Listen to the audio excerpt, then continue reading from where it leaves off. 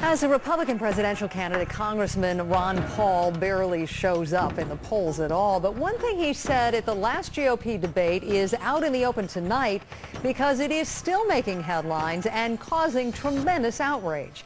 He was talking about the 9/11 attacks and what caused them. Just listen to this. I'm suggesting that we listen to the people who attacked us and the reason they did it. And they are delighted that we're over there because Osama bin Laden has said, I am glad you're over on our sand because we can target you so much easier. They've already now, since that time, have killed 3,400 of our men, and I don't think it was necessary. It's an extraordinary statement of someone who lived through the attack of September 11, that we invited the attack because we were attacking Iraq. I don't think I've ever heard that before, and I've heard some pretty absurd explanations for September 11. All right, so you can tell where the applause was that night and where the crowd stood on that. But wait, didn't Ron Paul have a point there? That the U.S. meddling in the Middle East has caused some resentment against America. Let's turn to CNN contributor Roland Martin. He happens to think so. He wrote a commentary about it for CNN.com. He's back with us along with the rest of our panel, Ben Ferguson and Thom Hartmann. Welcome back. All right, Roland, let's talk a little bit about this piece you wrote about 9/11, and you said that there is a point that deserves to be debated here. I want you to set the record straight tonight. Are you saying that the United States is in any way responsible for bringing on the attacks of 9/11? Well, first of all, it's not a matter of is the U.S. responsible for bringing on the attacks. What he was saying is it impacts foreign policy. What we did not play was the clip when he cited, for instance, the American overthrowing of the Iranian government in 1953 of Mohammad Mossadegh, the prime minister, really over oil to help British petroleum, then Anglo-Iranian oil, and how that was the reason cited in 1979 when they overthrew the U.S. embassy and kidnapped Americans. See, the problem, Paula, is as Americans, we really don't want to look at history. We act as if what took place last week's impact this week, when in fact, but fast forward, other countries 20, 30 years ago does contribute. Wait. Answer the question. So you're saying that if you look at the foreign policy of the United States, it contributed to the anger that sparked 9/11.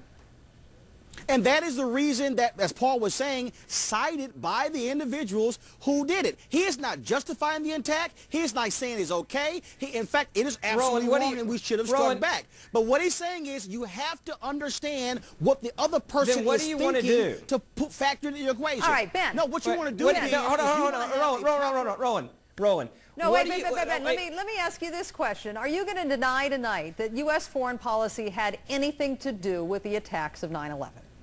Yeah, you know what? Yes, and I'll tell you why. Because these fundamentalists are crazy. They use Mickey Mouse to teach their kids to blow themselves up. Explain the USS Cole bombing. Explain the first World Trade Center bombing. We weren't doing jack squat around the world to irritate or anger them. Hold on a second, Roland. You had plenty of time. Give me 1 second, okay? My point is this. These people are crazy. They're willing to blow themselves up. They're not rational. We could leave Iraq, Afghanistan, send them millions of dollars, help train their kids to blow us up, and they'd still kill us because they hate us. They always have, and they always will. All right, let me bring Thom into the conversation. You've heard what both of our guests have had to say tonight. Your reaction? People don't hate in a vacuum.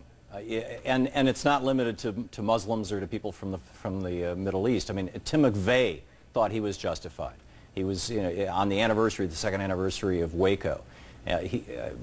Christian terrorism. I mean, there's a whole variety of these problems.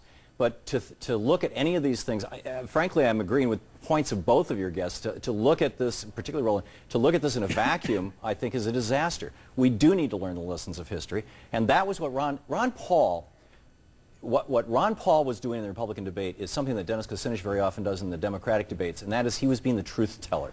He was the little boy who was saying the emperor wears no clothes. And that's a really important role to play, even though it's a role that nobody else seemed to want to hear. You guys are smart guys.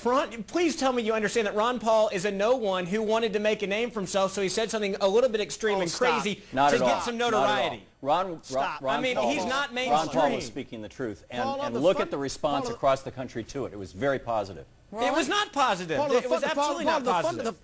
No, stop it, Ben. The fundamental problem, Paula, is people like Ben don't like reading. They don't want to accept history. Right, it's amazing how you don't know me, and that's not true. History does repeat itself in this country. Ben, listening to what you just said, you act as if when America does something, like it has no impact on someone else. It absolutely does. Well, and Roland, it's not just them. Let me ask you one It's the other Republican candidates as well. They're all trying to demagogue this issue, too. I guess I'm crazy with another 11 people. I can't understand all three of you, and you're talking over each other, Ben. You're going to get the last word tonight, but you can't have it both ways. You can't sit here and deny tonight that foreign policy had nothing to do and just write it off as a bunch of crazos that hate America.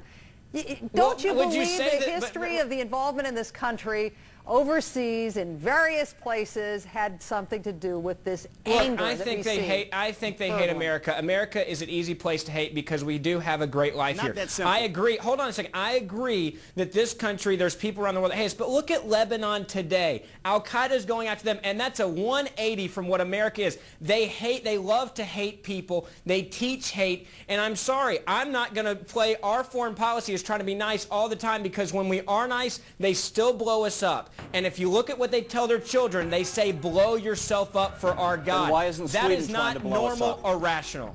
Okay, gentlemen, I got to leave it there. Thom Hartmann, Ben Ferguson, Roland Martin. Interesting discussion. We all have to catch our breath now.